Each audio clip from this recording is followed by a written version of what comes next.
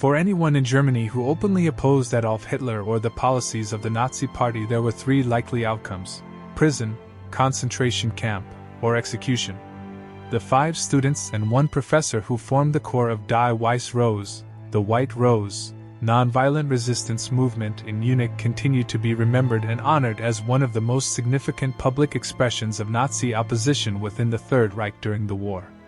They knowingly risked their lives by writing and distributing 6 anti-Nazi leaflets, challenging the regime's ideology. While many groups and individuals resisted Nazi rule, it was the White Rose's public actions, followed by their swift arrest and execution, that made them such a notable example of active defiance. At the heart of the White Rose was Hans Scholl, who was born in Ingersheim/Württemberg in 1918 and grew up in a liberal Protestant family with 3 sisters and a brother. The early life of Scholl and his younger sister, Sophie, reflected the prevailing atmosphere of post-World War I Germany. Their father, Robert Scholl, a liberal-minded tax consultant, instilled in his children a sense of independent thought and critical inquiry. The family lived in Forchtenberg, where Robert was mayor, then moved to Ludwigsburg, before settling in Ulm. Hans was strongly influenced by the Bundesjugend youth movement, comprising many different youth associations that developed in the 1920s as a response to the social and political changes brought on by World War I and the rise of new political ideologies. This movement had evolved from one that had existed in Germany since the end of the 19th century, the Wandervogel, wandering bird, whose members hiked in the country and communed with nature as a response to growing industrialization. Infused with romantic and moral ideals, these groups were influenced by medieval wandering scholars, with a strong emphasis on German nationalism and an interest in folk songs. Hitler, who in his 1925 autobiographical manifesto, Mein Kampf, had written that, "Whoever has the youth has the future," understood that the attraction and power of these groups could be harnessed. In the years before he was named Chancellor of Germany in 1933, Nazi leaders had begun to organize groups that would train young people according to Nazi principles. Through these organizations, it was his intention that the young people will learn nothing else but how to think German and act German. And they will never be free again, not in their whole lives. In 1933, the Hitler Youth took over all but the Catholic youth movements in Germany. And those were eliminated by 1936, the same year that some form of Nazi youth group became compulsory for all Aryan children aged 6 and older. At 10, boys joined the Deutsches Jungvolk, German young people, until they were 14 and promoted to the Hitlerjugend, Hitler Youth. Girls started with the Jungmittelbund, Young Girls League, then moved on to the Bund Deutscher Mädel, BDM or Band of German Maidens. To the dismay of their parents, who rejected fascism, Hans and Sophie were caught up in the nationalist fervor in Germany and embraced the ideals of the Nationalsozialistische Deutsche Arbeiterpartei, National Socialist German Workers' Party. Hans joined the Jungvolk in 1933 and quickly became a squad leader. Tall, athletic and intelligent, he would be chosen as a flag bearer at the 1936 Nuremberg rally. In 1934, Sophie became a junior member of the BDM and also rose to a leadership position. By all accounts, the siblings seemed to find camaraderie and a sense of purpose in the Hitler Youth organizations. It seems unlikely that, given the level of Nazi propaganda and censorship, the pair knew anything of the significance of the Reichstag fire or the enabling act that made Hitler a virtual dictator that same year, or of his blood purge, the murder of at least 85 political opponents, and the imprisonment of 1,000, in the summer of 1934. By 1940, Hitler Youth membership had grown to 8 million, though by this time circumstances had changed dramatically for Hans. He and his younger brother, Werner, had been arrested by the Gestapo in December 1937 on charges of belonging to the band German Youth Group for Boys of November 1, 1929, DJ.1.11. Werner and the others were quickly released. For Hans, however, the events of the next few months would completely alter the course of his short life. Though paragraph 175 of the German Criminal Code outlawing homosexual relationships between men had existed since 1871, and would not be repealed until 1994, It was the Nazis in 1935 that broadened the definition of offending behavior and reclassified it as a felony. An estimated 100,000 men were arrested for violating paragraph 175 during the Nazi regime. Some 50,000 were sent to prison and as many as 15,000 were sent to concentration camps wearing a pink triangle. Hans, who told the Gestapo he had not known it was illegal, admitted a previous relationship with another boy in his youth group, and took all the blame himself. In a letter to his parents from prison in Stuttgart, Hans wrote that he had struggled in secret with his sexual urges. The traumatic experience of having his life exposed and torn apart by the Gestapo was the impetus from which his loathing of Nazism really began to grow. In another letter to his parents from prison, he vowed to do something great for the sake of mankind. This is an aspect of Hans' life that remained in shadow for decades and was completely left out of The White Rose, Munich 1942–1943, written by his oldest sister, Inga, and published in 1983. The book features letters, diary excerpts, and transcriptions of the White Rose leaflets, as well as accounts of the trial and execution. But there is no mention of his arrest for violating paragraph 175. She feared the moral and ethical bravery exhibited by Hans would be tarnished by any hint of homosexuality, and made Sophie the focus of the story, something many films, books and articles continue to do to this day. Surprisingly, Hans was acquitted on both counts in June 1938, given leniency by the judge for his career in the Hitler Youth.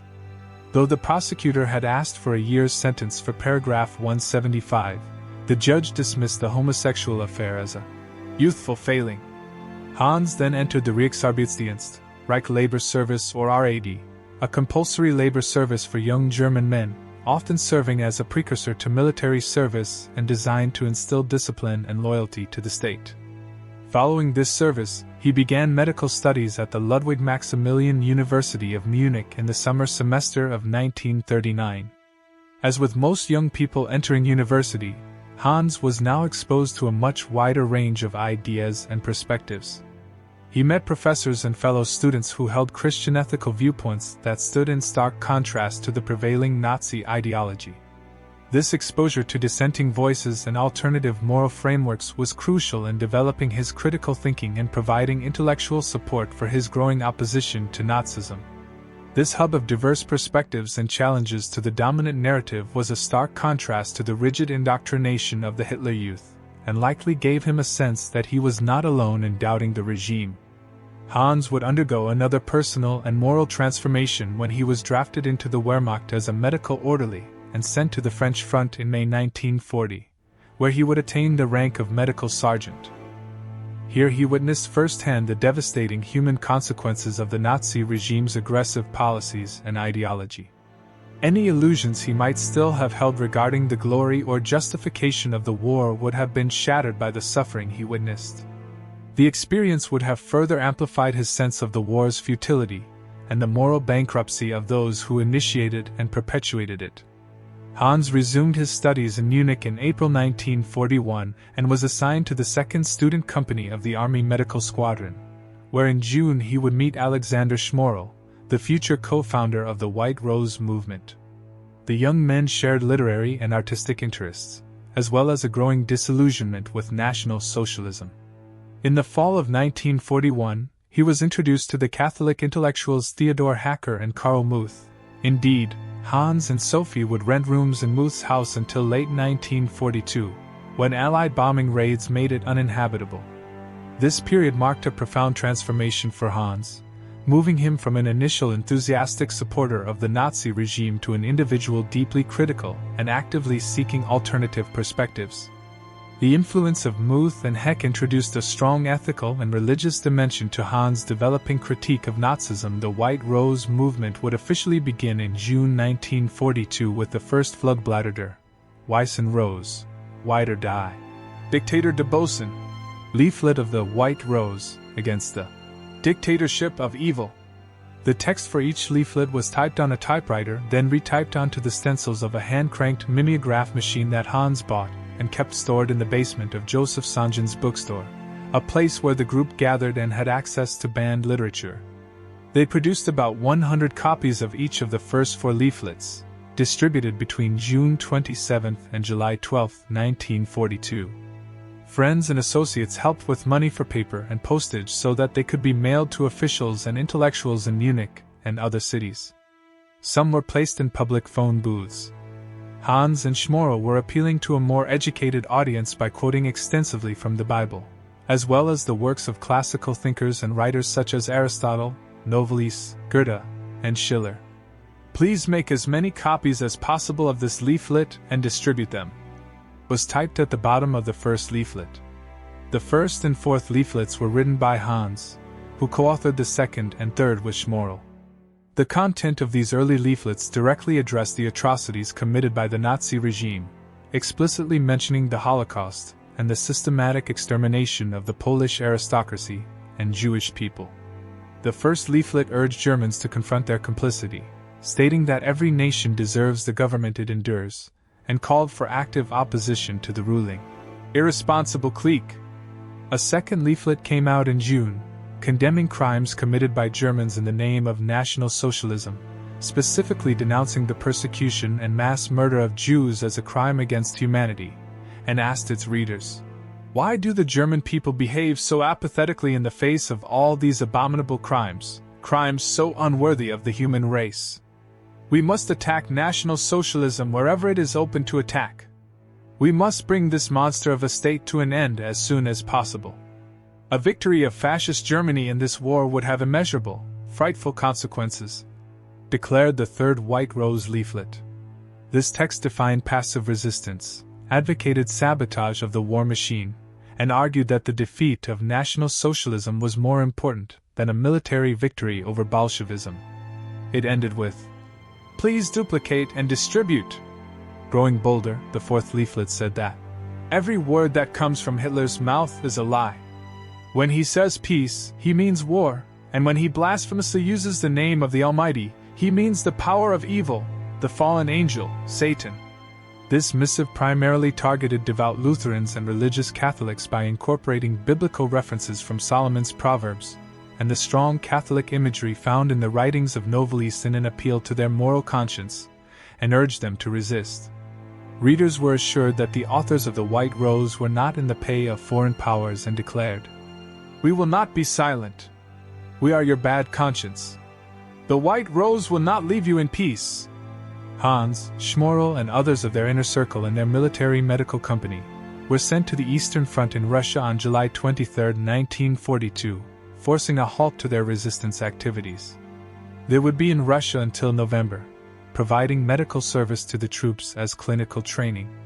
On the way to the front they spent several days in Warsaw, where they were horrified by the criminal treatment, beatings, indiscriminate murder, to which the Jews in the ghetto were subjected.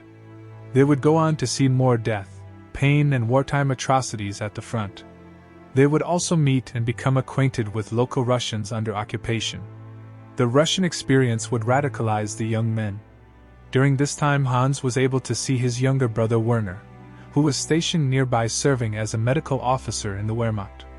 Werner had been the first of the Scholl siblings to openly resist the Nazis by resigning from the Hitler Youth in the summer of 1939, a move which barred him from attending university.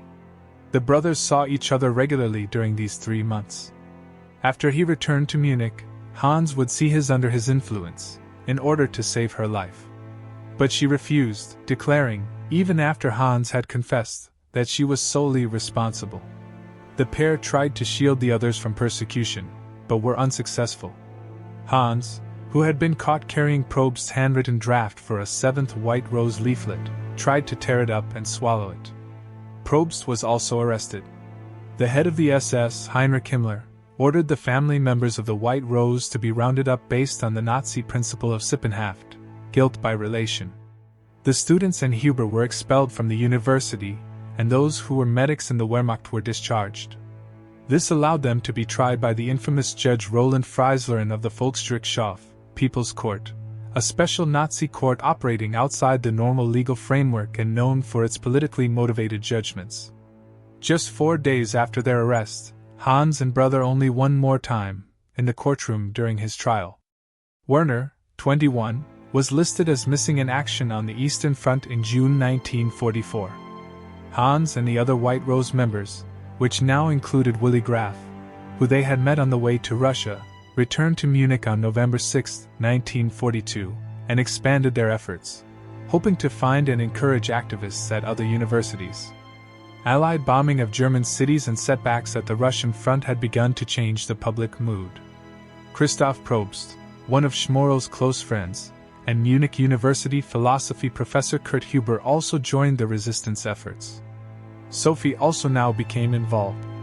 She had known of the resistance since the first leaflet. Hans had mailed it to their parents' home in Ulm, where Sophie had read it and recognized the reference. She found the book in Hans' room, with the passage underlined. The fifth leaflet was an appeal to all Germans, written in late January 1943 by Kurt Huber, based on a draft by Hans. No longer was the group calling for passive resistance, but urging the nation in direct language to break with National Socialism and overthrow the regime. The letter closed with, "Support the resistance. Distribute the leaflets." An estimated 5,000 copies of this one were produced. In addition to the mailings, which were now sent out to a much wider area, the leaflets were delivered by hand at night all over Munich.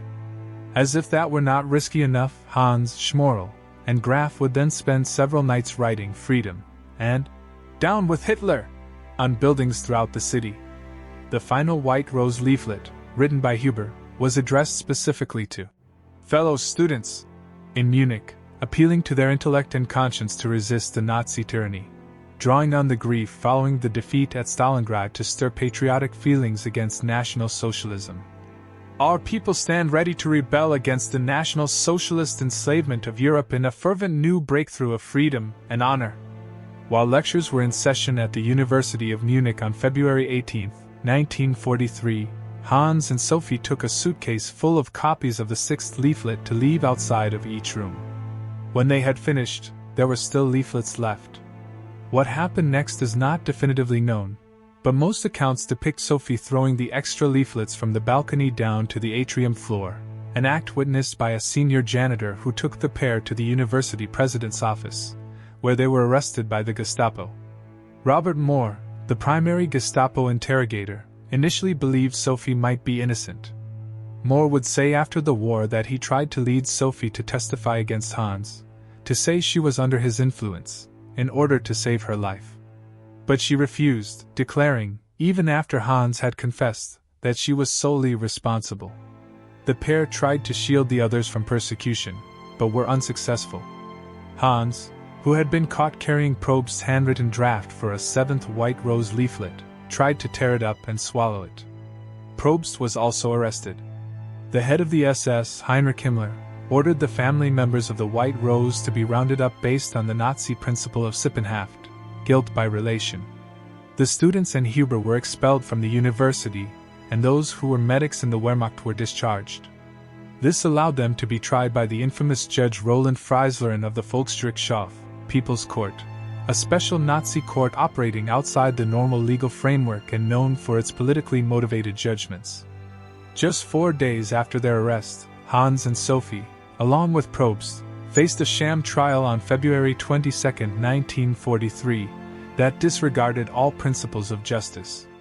Though defendants were not permitted to speak, a defiant Sophie reportedly interrupted the judge multiple times, with statements such as, "What we wrote and said is also believed by many others. They just don't dare express themselves." When Werner arrived home in Ulm on leave in February 1943, he found out about the arrest of his siblings. He and his parents, Robert and Magdalena, went to the trial in Munich. They barged into the courtroom as the verdict was about to be read, but his parents were removed. In uniform, Werner managed to stay and found a chance to take the hands of Hans and Sophie as they were led out of the court. Robert and Magdalena would get one more chance to see their children, but Werner was not permitted. Werner and his parents went home, planning to return the next day. All 3 defendants were beheaded by guillotine at Stadelheim prison in Munich just hours after the verdict. Hans' final words of defiance before his execution were, "Es lebe die Freiheit! Long live freedom!" Gisela Schertling, who was in a relationship with Hans, turned herself into the Gestapo 2 days later, incriminating herself and others. In July, she would recant some of her testimony, saving the lives of 4 members of the group. She herself would be sentenced to a year in prison. A second trial of 14 White Rose members for high treason was held on April 19, 1943. Schmorell, Graf, and Huber were sentenced to death and 10 others received prison sentences. Falk Harnack, who knew and communicated with some of the members of the White Rose, was acquitted. Harnack's brother, Arvid, was one of 7 members of the Berlin-based resistance group Red Orchestra who were executed on December 19, 1942. They were hung with piano wire from meat hooks to prolong death.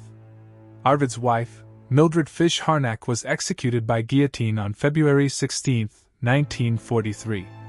Bookstore owner Joseph Sanjan was sentenced to 6 months in prison on July 13, 1943, for possession of 2 of the White Rose leaflets.